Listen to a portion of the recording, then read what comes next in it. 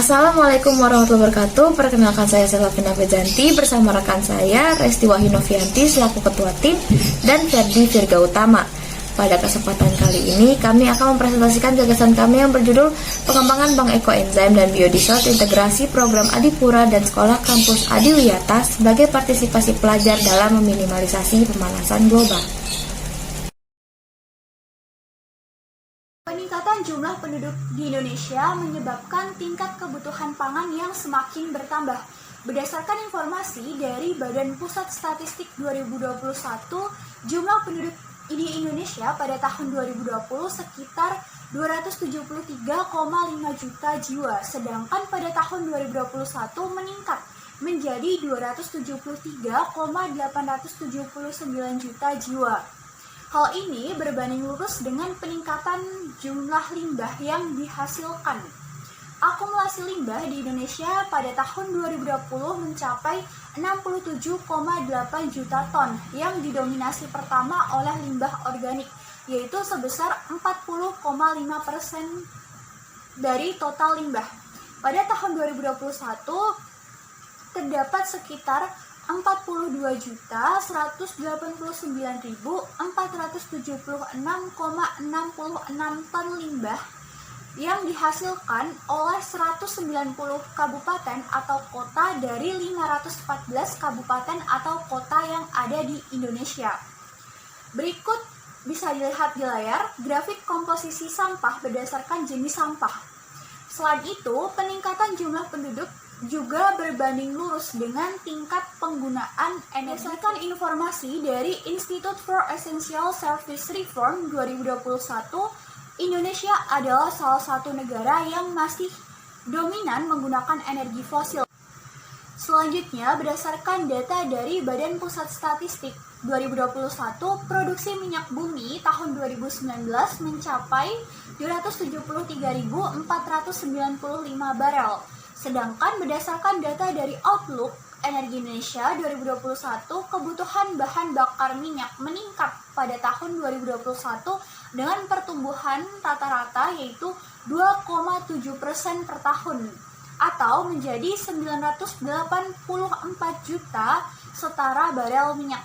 Produksi BBM atau bahan bakar minyak diperkirakan akan terus meningkat untuk memenuhi kebutuhan sektor industri, transportasi, rumah tangga, komersial, pembangkit listrik, dan sebagainya. Namun, minyak bumi yang termasuk sumber daya alam tidak terbarukan sehingga berpotensi terjadi krisis diesel di masa depan.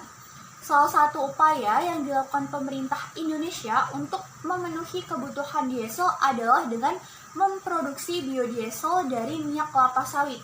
Hal ini dilakukan dengan pembukaan dan perluasan lahan kelapa sawit.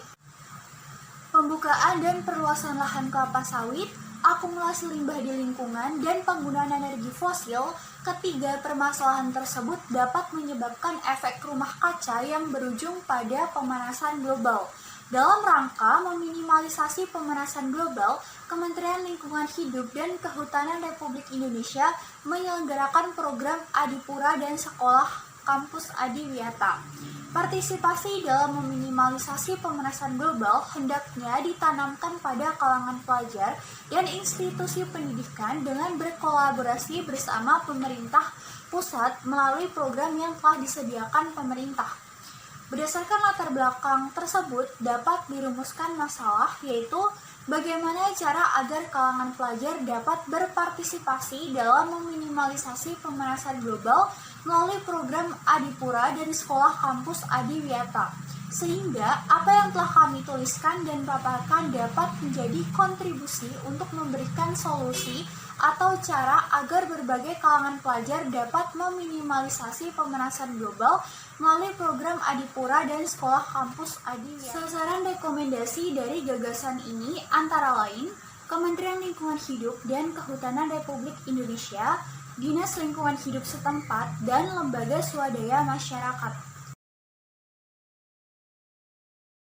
Sebelum membahas gagasan, terdapat beberapa istilah yang perlu kita ketahui, antara lain ekoenzim, biodiesel, program Adipura, dan sekolah kampus Adiwiyata.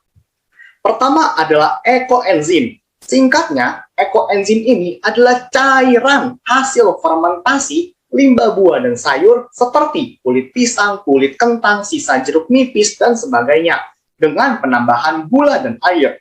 Dalam proses pembuatannya terjadi berbagai lintas fermentasi, misal fermentasi etanol, asam laktat, serta terjadi sekresi berbagai enzim oleh mikroorganisme seperti amilase, protease, lipase, dan lain-lain. Oleh karena enzim-enzim ini bermanfaat bagi lingkungan atau eko, maka disebut ekoenzim. Berdasarkan hasil penelitian, ekoenzim ini memiliki banyak manfaat seperti pupuk hayati, pestisida, sabun cair, karbon pembersih lantai, filter udara, masker, dan masih banyak lagi. Untuk membuat ekoenzim ini membutuhkan metode, alat, dan bahan yang sangat sederhana. Untuk lebih detailnya dapat dibaca pada proposal yang telah kami buat. Singkatnya, kita mencampurkan limbah buah dan sayur tertentu bersama air dan gula dengan perbandingan yang telah ditetapkan. Kemudian, memfermentasikannya dalam suatu wadah selama kurang lebih 3 bulan. Setelah 3 bulan, ekoenzim siap dipanen dan digunakan dalam kehidupan sehari-hari. Selanjutnya adalah biodiesel. Diesel atau solar adalah bahan bakar kendaraan seperti truk, bis, dan sebagainya yang berasal dari minyak bumi. Sedangkan biodiesel adalah diesel yang berasal dari makhluk hidup, bio. Biodiesel yang masih dominan digunakan di Indonesia berasal dari minyak kelapa sawit. Sementara itu, biodiesel pada gagasan ini berasal dari minyak jelantah yang merupakan bekas pemakaian minyak kelapa sawit, khususnya minyak goreng. Berikut adalah garis besar pembuatan biodiesel dari minyak jelantah. Dimulai dari persiapan alat dan bahan, pemanasan, filtrasi minyak jelantah, transesterifikasi, separasi, purifikasi biodiesel, dan yang terakhir terbentuklah biodiesel dari minyak jelantah. Selanjutnya adalah Adipura dan Adiwiyata. Keduanya adalah program Kementerian Lingkungan Hidup dan Kehutanan RI, di mana Adipura adalah penghargaan bagi kota yang sukses dalam melestarikan lingkungan hidup. Sedangkan Adiwiyata adalah upaya warga sekolah untuk menciptakan green school. Mengingat akumulasi limbah di lingkungan, penggunaan diesel, dan pembukaan serta perluasan lahan kelapa sawit yang berujung pada pemanasan global, maka diperlukan solusi alternatif. Sebagian besar masyarakat sudah membuat bahkan mengembangkan bank ekoenzim dan membuat biodiesel dari minyak jelantah. Di samping itu, pemerintah juga telah membentuk program Adipura dan Adiwiyata. Namun, hingga sekarang, kedua program tersebut belum diintegrasikan dengan aksi masyarakat yang mengembangkan bank ekoenzim dan membuat biodiesel tersebut. Oleh karena itu, gagasan ini mengusulkan untuk mengintegrasikan kedua program pemerintah, yaitu Adipura dan Adiwiyata, dengan pembuatan bank ekoenzim dan biodiesel. Bagaimana cara mengintegrasikannya? Garis besarnya, warga sekolah dan sivitas akademika kampus membangun sekaligus mengelola bank ekoenzim dan biodiesel di masing-masing sekolah dan kampus. Sementara itu, masyarakat mengumpulkan limbah buah dan sayur serta minyak jelantah, di mana limbah-limbah ini selanjutnya dikirim ke bank ekoenzim dan biodiesel yang telah dibangun di sekolah dan kampus. Ekoenzim dan biodiesel yang telah dihasilkan selanjutnya digunakan oleh sekolah dan kampus itu sendiri, serta dibagikan kepada masyarakat untuk kehidupan sehari-hari. Pemanasan global dapat disebabkan oleh berbagai faktor, diantaranya akumulasi limbah buah dan sayur dan penggunaan energi fosil. Upaya pemerintah dalam menanggulangi dampak negatif akibat permasalahan tersebut adalah dengan membentuk program Adipura dan Sekolah Adiwiyata. Selain itu, program ini juga didukung oleh masyarakat yang membuat ekoenzim dari limbah buah dan sayur dan biodiesel dari minyak jelantah. Partisipasi dalam meminimalisasi pemanasan global hendaknya juga ditanamkan pada kalangan pelajar. Hal tersebut dapat dilakukan dengan mengintegrasikan pengembangan bank ekoenzim dan biodiesel pada program Adipura dan Sekolah Kampus Adiwiyata. Dalam pelaksanaannya, Bank Ekoenzim dan Biodiesel didirikan di masing-masing sekolah dan kampus di Indonesia, dikelola oleh warga sekolah dan sivitas akademika, dan berkolaborasi dengan masyarakat sekitar untuk mengolah limbah buah dan sayur menjadi ekoenzim dan minyak jelantah menjadi biodiesel.